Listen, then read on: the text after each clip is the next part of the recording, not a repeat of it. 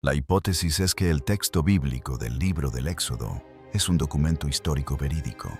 Este texto contiene pistas claras sobre la ruta del Éxodo que nos ha llevado hasta este lugar en el Mar Rojo. Y si una de las historias más controvertidas jamás escritas en la historia de la humanidad no fuera un mito, no simbólica, no exagerada, no una leyenda transmitida para inspirar fe, sino un hecho real, porque en las profundidades del Mar Rojo, los buzos han descubierto algo tan inquietante, tan inesperado, que incluso los arqueólogos más experimentados tuvieron dificultades para explicarlo. Dispersos por el lecho marino yacen los restos de lo que parece ser una enorme fuerza militar antigua. Ruedas de carros congeladas en coral, restos de caballos huesos humanos, armas rotas y formas que no deberían estar allí a menos que un ejército muriera donde ningún ejército debería haber estado. Y entonces llegó el detalle que lo cambió todo. Oro. Al principio leves rastros, luego evidencia metálica inconfundible enterrada bajo capas de sal coral y el paso del tiempo. Suficiente para plantear una pregunta aterradora. Acaban de encontrar los buzos el lugar de descanso final del ejército perdido del faraón, porque si así fuera, uno de los mayores misterios de la historia dejaría de ser una mera creencia y se convertiría en una prueba. Y si existen pruebas, ¿por qué el mundo ha guardado silencio? ¿Por qué las principales instituciones evitan el debate?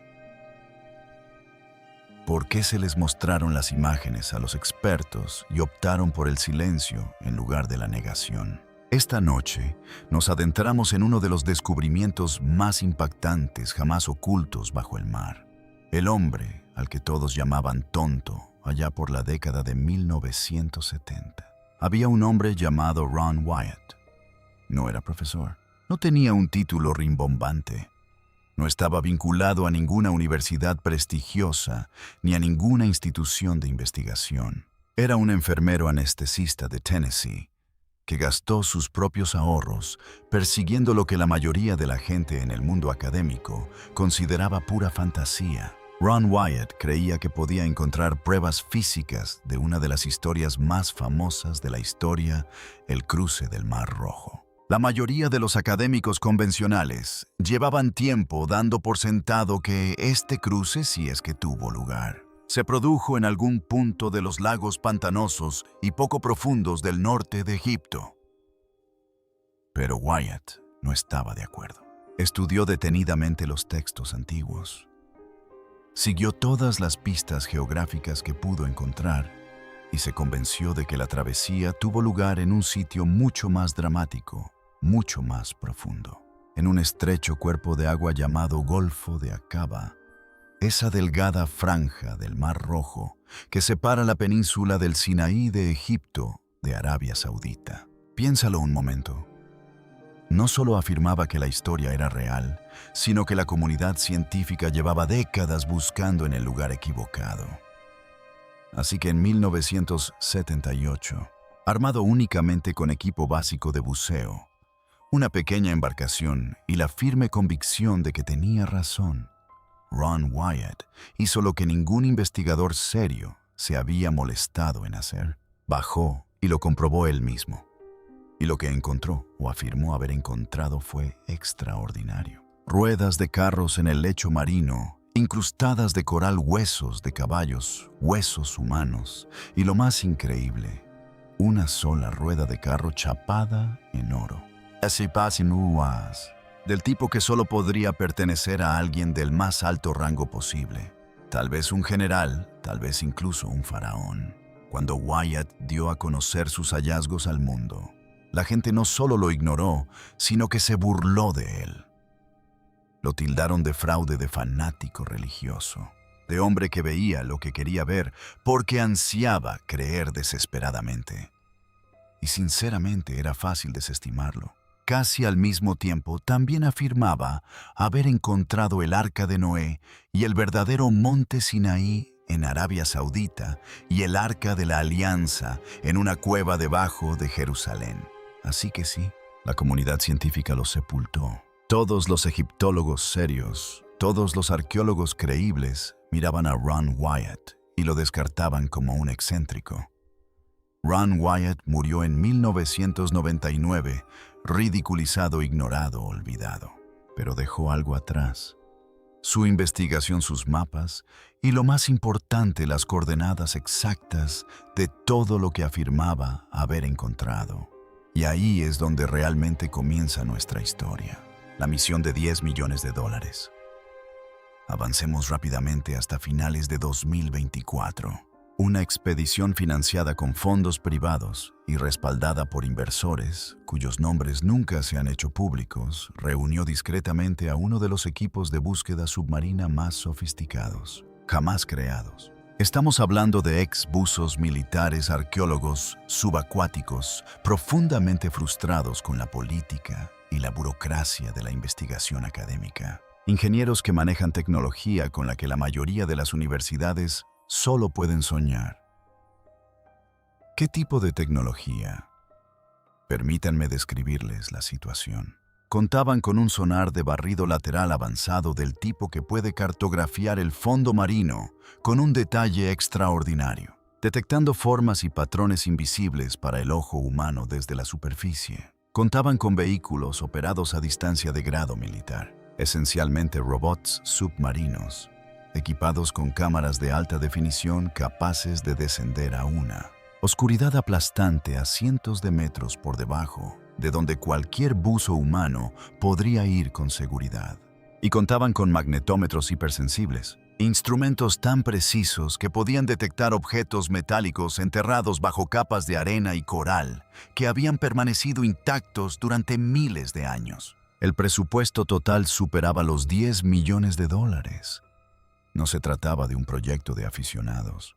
No era un trabajo de principiantes. Se trataba de una operación de precisión quirúrgica con un único objetivo: averiguar si Ron Wyatt, el hombre del que todo el mundo se había reído, tenía razón. Se desplegaron en el Golfo de Aqaba y comenzaron a escanear el lecho marino en cuadrículas cuidadosas y metódicas. Día tras día, el sonar emitía pulsos hacia las profundidades, cartografiando todo lo que había debajo. Y entonces, de repente, el operador llamó a todos a la pantalla. Había algo ahí abajo, formas extrañas, simétricas, redondas precisas dispuestas en una larga estela lineal que se extendía por el lecho marino. Formas que no eran en absoluto formaciones rocosas naturales.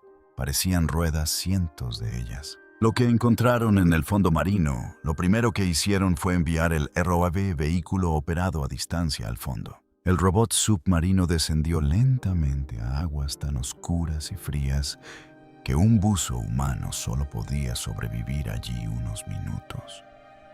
Sus luces atravesaban la oscuridad, y entonces, emergiendo del sedimento como algo sacado de un sueño, la cámara lo captó. Una forma perfectamente redonda, completamente incrustada de coral antigua, inconfundible, una rueda de carro. Mientras el robot avanzaba, apareció otra rueda, luego otra, luego otra. El campo de escombros se extendía a lo largo de casi 1,5 millas. Esto no fue un simple accidente. Fue una catástrofe capturada en el tiempo. Los buzos humanos descendieron por su propia voluntad. Y lo que vivieron ha sido descrito por los miembros del equipo como abrumador, incluso aterrador. Imagina nadar a través de un campo de batalla, solo que la batalla ocurrió hace 3,000 años y todo está congelado exactamente como estaba en el momento de la destrucción. El fondo marino estaba cubierto de restos de naufragios. Ruedas de 4 radios, ruedas de 6 radios, ruedas de 8 radios. Ahora bien, he aquí por qué ese detalle es tan importante. Estos diseños específicos de radios de 4, 6 y 8 corresponden exactamente a los diferentes tipos de carros utilizados por el ejército egipcio durante lo que los historiadores denominan el período del Nuevo Reino. Las ruedas de 4 radios eran los modelos más antiguos utilizados por las tropas regulares. Los diseños de 6 y 8 radios correspondían a los vehículos de alto rendimiento reservados para los guerreros de élite y los comandantes reales. Encontrar los tres tipos juntos en un mismo lugar, destruidos en un mismo instante, es como toparse con una fotografía del núcleo de un carro egipcio, siendo aniquilado en un instante. Y no se trataba solo de ruedas. El equipo halló metal retorcido que parecían ser ejes. Encontraron las formas rectangulares de las cabinas de los carros, ahora reducidas a bronce corroído y madera petrificada, fusionada permanentemente al lecho marino por siglos de crecimiento de coral, y encontraron huesos, cientos de ellos. Huesos de animales, concretamente costillas, y huesos de las patas de caballo colocados exactamente como estarían si los caballos aún estuvieran enganchados a los carros cuando murieron. Pero entre los huesos de animales había restos humanos, columnas vertebrales, huesos pélvicos, fragmentos de cráneo, todo enredado en una mezcla caótica que cuenta la historia de una muerte repentina, violenta y catastrófica. Y entonces, uno de los buzos proyectó una luz sobre un montículo de coral y se detuvo en seco. Algo brillaba bajo la corteza, un tenue e inconfundible resplandor dorado. Exactamente lo que Ron Wyatt había descrito 40 años antes.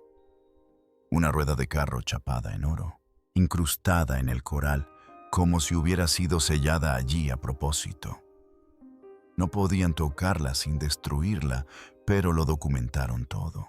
Miles de fotografías, horas de video, imágenes nítidas y de alta definición de algo que debería haber paralizado el mundo. La geografía que lo cambia todo. Esto es lo que convierte este descubrimiento de extraordinario a verdaderamente alucinante. No se trata solo de lo que encontraron, sino de dónde lo encontraron.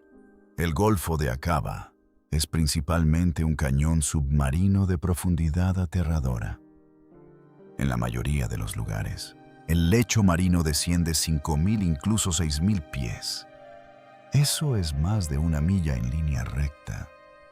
Paredes de agua negra que se precipitan a un abismo. Cruzarlo habría sido imposible para cualquier grupo de personas antiguas o modernas, excepto en un punto. Justo donde se encontraron los restos del yacimiento, hay un enorme puente natural submarino. Una meseta que se extiende a lo largo de casi 16 kilómetros, desde una playa en el lado egipcio, llamada Nuweiba, hasta las costas de Arabia Saudita. A ambos lados de este puente, el lecho marino desciende abruptamente hacia esos cañones de kilómetros de profundidad, pero el puente en sí es relativamente poco profundo. Alrededor de 274 metros en su punto más hondo.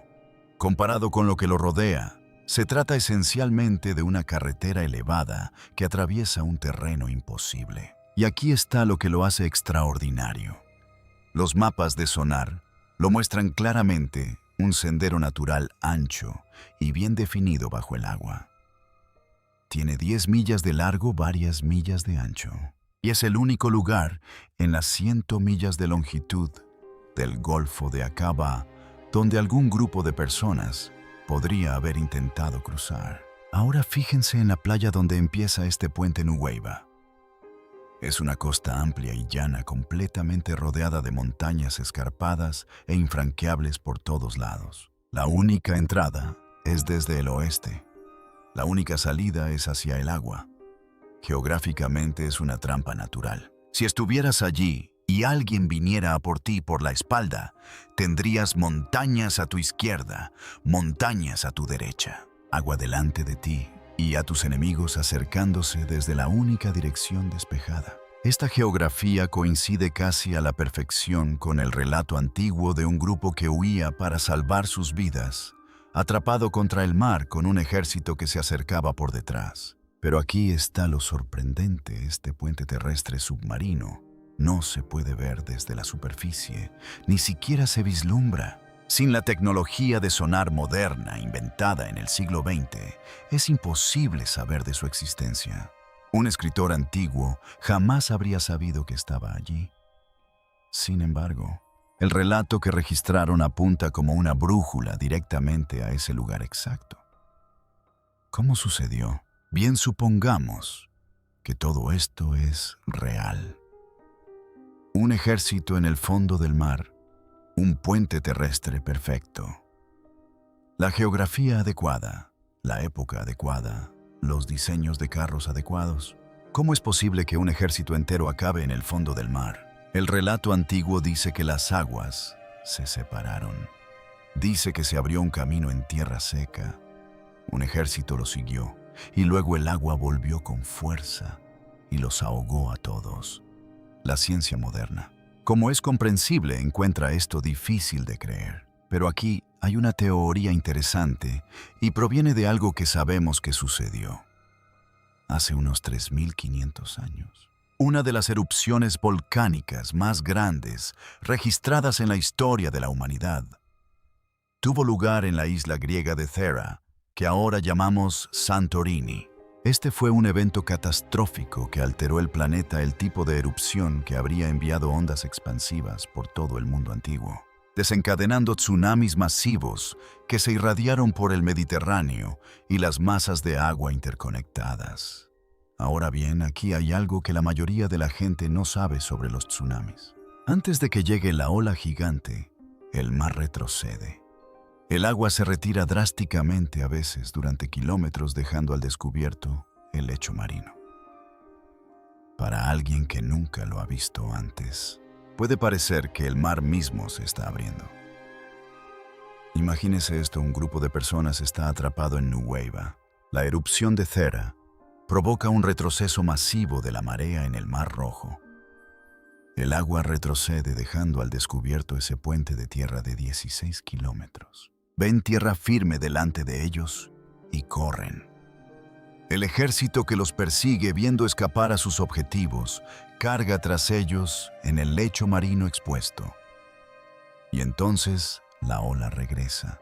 Una pared de agua que regresa rugiendo, golpeando a un ejército de soldados en pesados carros atrapados en medio de un corredor sin escapatoria. El momento, la separación, el colapso, coincide con la descripción antigua con una precisión inquietante. Ahora bien, también existen teorías más descabelladas. Algunos investigadores sugieren que lo que llevaba el grupo que huía no era solo un objeto religioso, sino algún tipo de tecnología avanzada. Un dispositivo de capacidad desconocida que se utilizó para crear el cruce y que luego se desactivó una vez que el ejército se adentró en el terreno. Por eso esta teoría sostiene que el faraón arriesgaría a toda su fuerza militar de élite en una persecución desesperada. No perseguía personas, sino algo irreemplazable que le habían arrebatado. ¿Es probable? Probablemente no. Pero la cuestión es que algo sucedió en ese golfo, algo repentino y violento, que mató a muchísimas personas y caballos y dejó los restos del naufragio en el fondo marino durante miles de años. ¿Por qué todo el mundo guarda silencio? Esta es la pregunta que debería quitarte el sueño. Si esta evidencia es real, si está ahí mismo en el fondo del mar, documentada con tecnología de punta, por un equipo creíble de buzos profesionales, ¿por qué no es la noticia más importante del planeta? Cuando los hallazgos se compartieron discretamente con destacados egiptólogos, la respuesta no fue de entusiasmo, no fue de curiosidad, ni siquiera de escepticismo. Fue silencio, un silencio absoluto, deliberado y ensordecedor. Para entender por qué es necesario comprender qué amenaza realmente este descubrimiento. Durante más de 100 años, la postura académica predominante ha sido firme y consistente. El éxodo masivo descrito en los textos antiguos no ocurrió a una escala histórica significativa. Esta no es una opinión marginal, sino el consenso establecido que se enseña en todas las universidades importantes y que aparece en todos los libros de texto principales. Los expertos señalan, con razón, que no hay evidencia arqueológica de una población masiva vagando por el desierto del Sinaí durante décadas.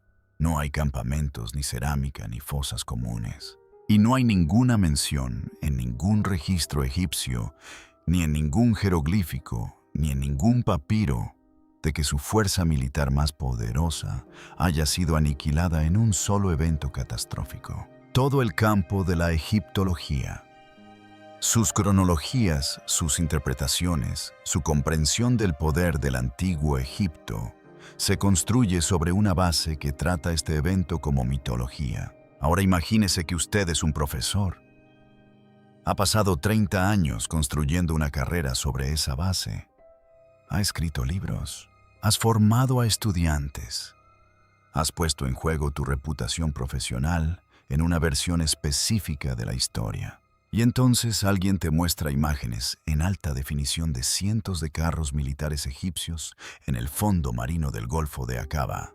¿Qué haces? Si te involucras abiertamente y resulta ser real todo lo que has construido, se derrumba.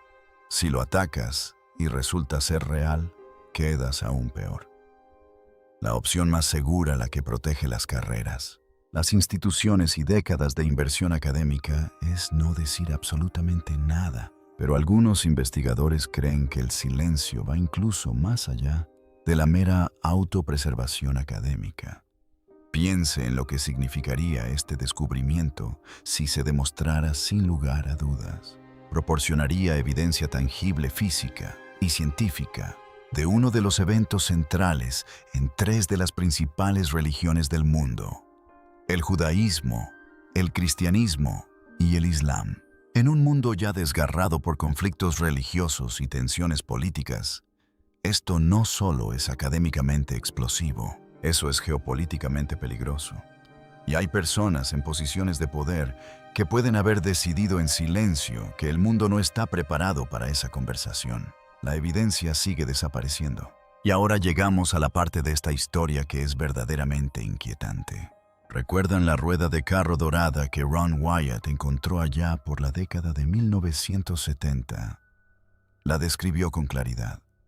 Una rueda de 4 radios bañada en oro, del tipo reservado para la más alta realeza egipcia.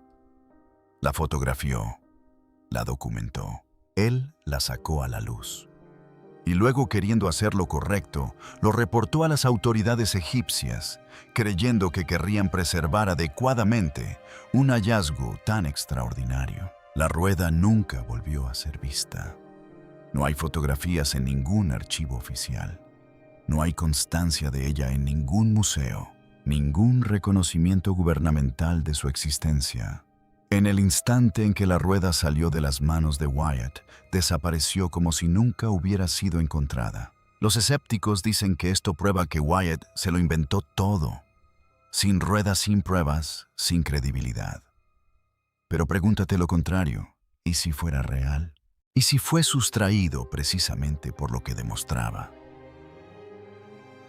¿Y si ahora mismo se encuentra en una bóveda gubernamental o en una colección privada donde ningún científico podrá estudiarlo jamás? No sería la primera vez que un artefacto de importancia histórica desaparece cuando resulta inconveniente para personas poderosas. Y la rueda de oro no es lo único que ha desaparecido. Cuando la expedición de 2024 comparó sus mapas de sonar avanzados del campo de escombros con los registros originales que Wyatt dejó de las décadas de 1970 y 1980, encontraron algo que los dejó helados. Grandes secciones del yacimiento, áreas donde Wyatt había documentado densas concentraciones de partes de carros y restos óseos, ahora estaban vacías. No erosionadas, no dispersas, simplemente vacías. Y en el sedimento donde deberían haber estado esos artefactos, el equipo encontró marcas de arrastre. Cicatrices largas, rectas y lineales en el lecho marino, que se ven exactamente como cabría esperar si se hubieran enganchado objetos pesados a cables y se hubieran tirado de ellos físicamente. Esto no se parece a las corrientes oceánicas. Esto no se parece a la erosión natural. Parece que alguien a lo largo de años o décadas eliminó sistemáticamente los artefactos más importantes de este sitio antes de que la tecnología moderna pudiera documentarlos adecuadamente. Alguien ha estado limpiando esto. ¿Qué significa todo esto? Respiremos hondo y pensemos en lo que realmente tenemos aquí. Tenemos un campo de escombros en el fondo del Golfo de Aqaba, en el único lugar donde un antiguo cruce de esa masa de agua hubiera sido físicamente posible. Tenemos ruedas de carros con radios que coinciden exactamente con los de los vehículos militares egipcios de la época. Tenemos huesos de caballos y humanos colocados de una manera que concuerda con la imagen de un ejército atrapado en una catástrofe repentina. Tenemos un destello de oro exactamente en el lugar descrito por un hombre que fue tachado de impostor hace 40 años. Tenemos la confirmación de un puente terrestre natural que los antiguos no pudieron haber conocido, pero al que apunta con precisión el relato antiguo. Y tenemos una comunidad científica que se niega a abordar nada de esto. Y tenemos artefactos que desaparecen.